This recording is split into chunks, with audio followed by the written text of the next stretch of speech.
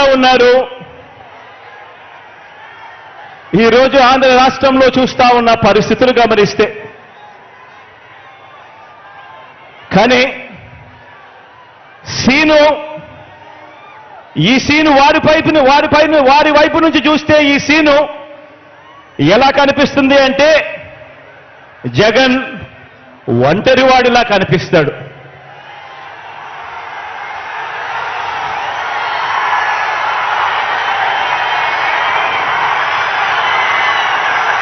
వాళ్ళ వైపు నుంచి చూసినప్పుడు ఇంతమంది తోడేళ్ల మధ్యన జగన్ ఒంటరివాడి మాదిరిగానే కనిపిస్తాడు. కానీ నిజమేమిటి అనంటే ఇక్కడ కనిపిస్తా ఉన్నదే నిజం.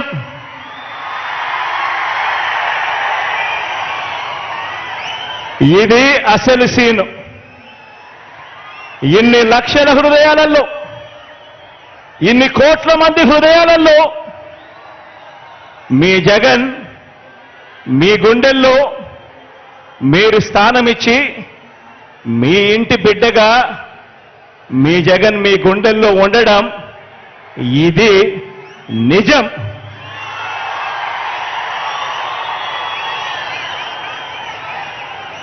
జగన్ ఏనాడు ఒంటరి కాదు. జగన్ ఏనాడు ఒంటరి కాదు. వారికి ఉన్న సైన్యం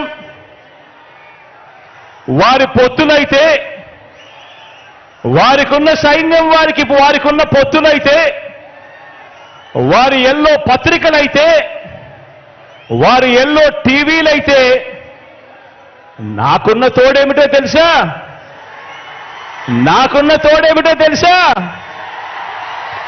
నా తోడు, నా ధైర్యం, నా బలం పైనున్న ఆ దేవుడు. మీరంతా మీ గుండెల్లో నన్ను పెట్టుకున్న మీ బిడ్డ.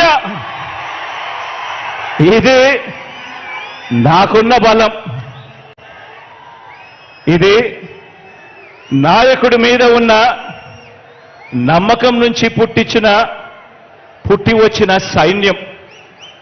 ఒక నాయకుడిని నమ్మారు ప్రజలు అనంటే ఏ రకంగా ఉంటుంది స్పందన, ఏ రకంగా ఉంటుంది వాళ్ళ ప్రేమ అన్న దానికి ఇదే నిదర్శనం.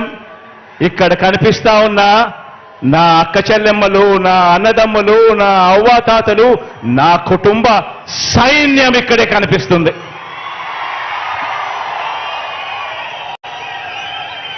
జరగబోయే ఎన్నికల రణక్షేత్రంలో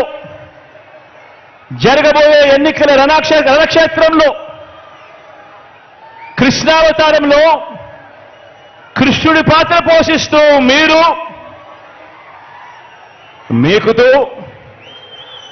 కృష్ణుడి పాత్ర పోషిస్తే, అర్జునుడిని నేను మనందరి ప్రభుత్వం చేసిన మంచి మన అస్త్రాలుగా కౌరవ సైన్యం మీద మనమంతా కూడా పడతాము అని సందర్భంగా తెలియజేస్తా ఉన్నా. జరగబోయే ఎన్నికల యుద్ధంలో వారి దాడి ఎవరి మీద అంటే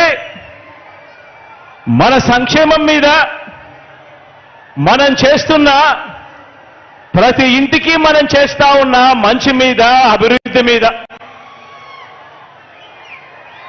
మన ఎన్నికల మేనిఫెస్టోను మనం ఒక బైబిల్గా భావించి, ఒక ఖురాన్గా భావించి, ఒక భగవద్గీతగా భావించి ఆ మేనిఫెస్టోలో చెప్పిన 99% హామీలను నెరవేర్చి మనందరి ప్రభుత్వం చేస్తా ఉన్న ఇంటింటి మంచి మీద, ఇంటింటి అభివృద్ధి మీద, పేదవాడి భవిష్యత్ మీద, పేదవాడి సంక్షేమం మీద, గ్రామం అభివృద్ధి మీద, సామాజిక వర్గాల అభివృద్ధి మీద వారు చేస్తా ఉన్నారు దాడి. ఆలోచన చేయమని అడుగుతా ఉన్నా. ఈరోజు మన